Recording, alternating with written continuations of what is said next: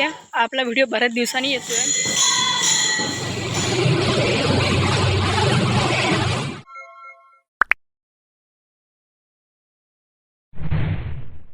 मज्जेत ना after long time परत video बनवला आहे आणि आज स्पेशल डे आहे.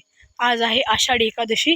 सो तर पहिलं म्हणजे आमच्या मंदिरमध्ये कार्यक्रम आहे. मला त्याबद्दल माहीत नव्हतं, तर एकदम शॉर्ट नोटला बघूया आपण कॅच करू शकतो की नाही. ते खूप आधी आले आहेत, मी खूप लेट जाते. जेवढं काय क्लिप शूट करतील तेवढं करूया आणि तुम्हाला दाखवतो. Just wait and watch. मुलं आहेत अजून पण. Let's go guys.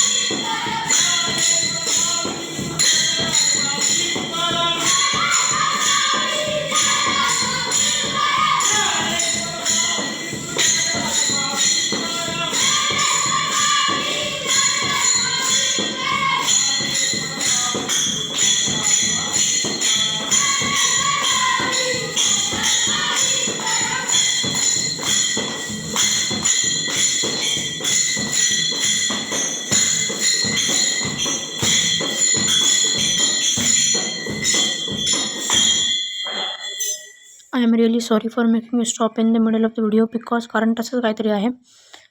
Copyright strike येते गाण्याला, म्हणून मी ते गाणं नाही लावलं आहे.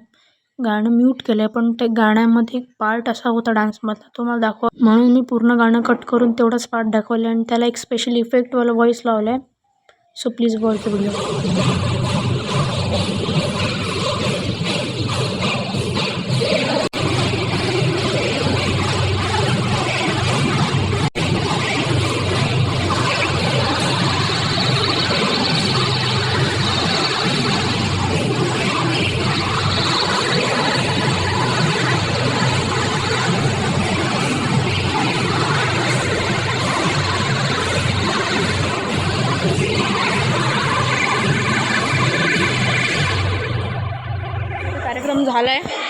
आणि पावसाने पण सुरुवात केली आहे परत.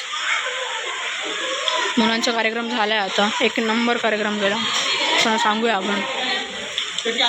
आजचा कार्यक्रम एकदम मस्त झाला. किती दिवस तयारी करतो आज? मस्त झालं एकदम कार्यक्रम तरी.